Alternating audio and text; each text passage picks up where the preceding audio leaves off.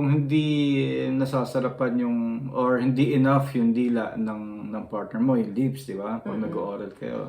Pwede naman silang gumamit ng toys. Oo, isa pa Diba? yun. Pan yan para ma-enhance yung Enhancement yun, wag mahiya. Oo, kasi syempre yung kasi yung ginagawa niyo pressure yan eh. Kailangan ng katawan natin yan. Nare-relax ang katawan natin pag ginagawa natin. Oh, yan. kaya ka-relate nga iyan no? And syempre kung nadadry, may solution pa rin dyan. Oo. Di ba? Pwede kayong bumili ng lubricants. Oo. Hindi naman abnormal yung Gumagamit gumamit ka ng noon, ganun. di ba?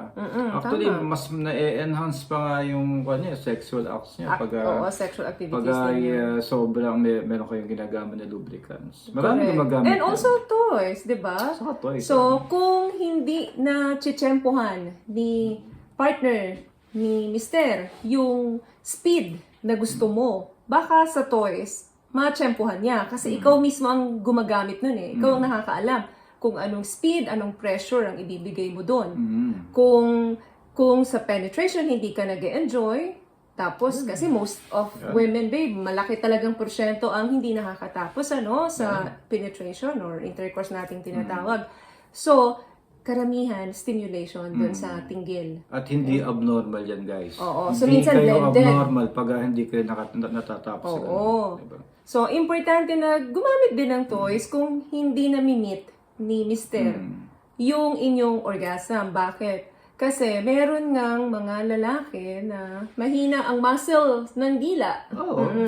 So, baka gusto mo medyo hard. Oh. Diba? Saka minsan matagal kasing matapos yung mga babae rin, syempre. Diba? Syempre, mga lalaki napapagod din kami, Oo. di ba? Yung mga panga nila at dila nila, sumasakit din yan Saka hindi lang pag palagi nakalabas siya, syempre, paano yan? Correct. Diba?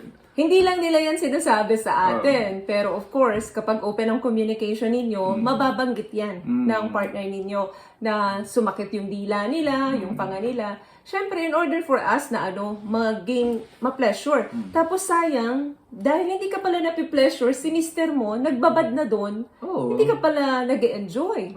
Communication, di ba?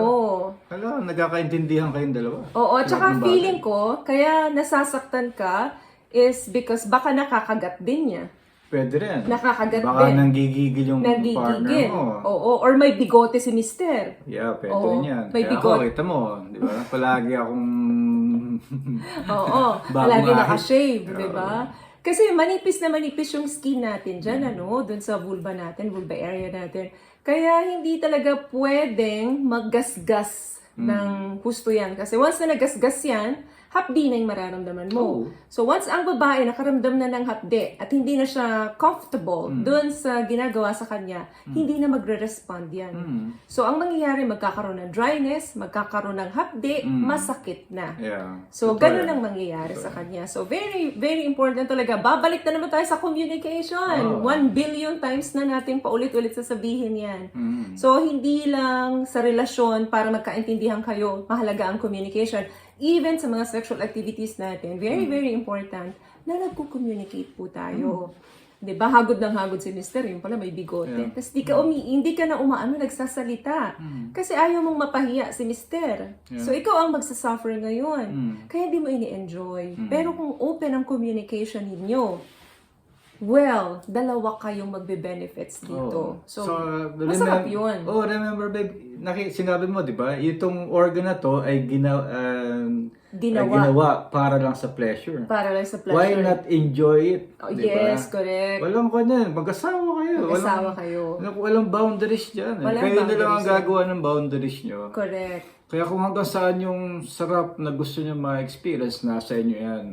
Correct. Huwag mahiya. Huwag mahiya. Oo, mag-explore. Yeah. Mag-explore kayo. Keep on exploring.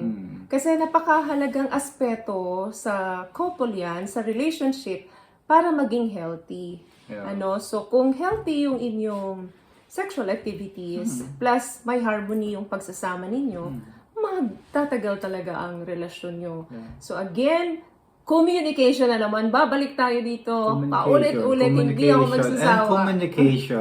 And exploration. Oo, yun. Yun yung mga tools natin. So, enjoy na yung mga ganitong intimacy. Pag matanda na tayo, hindi na mababawasan na yan eh. So habang bata pa at flexible pa tayo, kaya pa natin magbabalibalintong, mag-split-split. Huwag kayong mahiya at Diba? mag-isalita Go.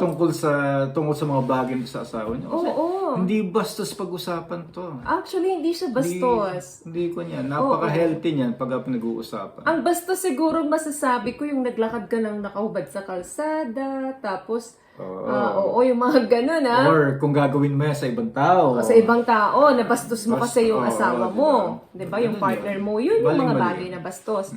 Pero kung sa inyong mag-partner, very important na malaman nung partner ninyo kung saan yung mga spot or angle na napi-pleasure talaga kayo. In order for you na maramdaman mo yung sensation na tama. Diba? Kasi kung hindi mo sasabihin sa partner mo yan, hahagod siya ng hahagod. Hanggang sa mapagod na yan. Pag Mapagod bandang huli, siya. ayaw na niyan. Ayaw na eh. Kasi hindi ka rin pala nasarapan. O anong mangyayari? Hindi naging successful. Baka magalit pa sa yan. Ang tagal-tagal ko na dito, hindi ko pa Diba? na natapos. Oo. Diba? Or pwede rin ginagawa ng mister niya tapos nagpe-fake siya. May mga babaeng magaling mag-faking. Well, no? sino yung talo doon, di ba? Sino yung niloko mo? Di sarili mo Oo, lang. tsaka talo tayo. Hindi, kawawa din si mister. Kawawa Pero din si nag-effort. mister, Tapos wala naman palang, hindi pala successful yung ginagawa niya. Not healthy sa relationship. Correct. So yun ma'am, communicate with your partner. Kasi kapag na-stroke niya ng tama yan at na-hit niya yung angle mo, 100%, mag-enjoy ka. Hindi ka masasaktan. Posible na hindi ka hindi ka mag-enjoy, pero hindi ka masasaktan. Okay? Pero sa akin, ito pa to isa pa to. Pero mag-enjoy talaga siya, babe. Sa walang expert dito. Kayo ang expert sa isa't isa. Oo, di ba? kasi iba-iba nga ang Kasi preference kabisado natin. niyo yung sarili niyo, di ba? Correct. Huwag niyo sabihin na, magaling to. Hindi to Oo. So, Pwede kayong maging expert, magaling sa isa't isa. Dahil syempre, alam niyo yung sarili correct, very niyo. well said. Oo. So, walang eksperto dito kasi maaring kami, expert kami, pero sa inyo, yung ginagawa namin, hindi Baka naman. hindi, Oo, di ba? baka hindi. So, kayo lang po, kayong mga mag-partner po, ang nakakaalam nito. So, communication ulit tayo babagsak, di ba? So, I hope na na-enlighten kita, ma'am, na-enlighten ka namin ni Sir Sebastian because this is very important po na mag-enjoy kayo. Because this is your moment. Yeah. Alright? So, see you again on our next video. I hope na bigyan namin kayo ng mga information na nararapat sa inyo. So, see you again guys. Bye-bye. And Bye-bye. God bless you all. Bye!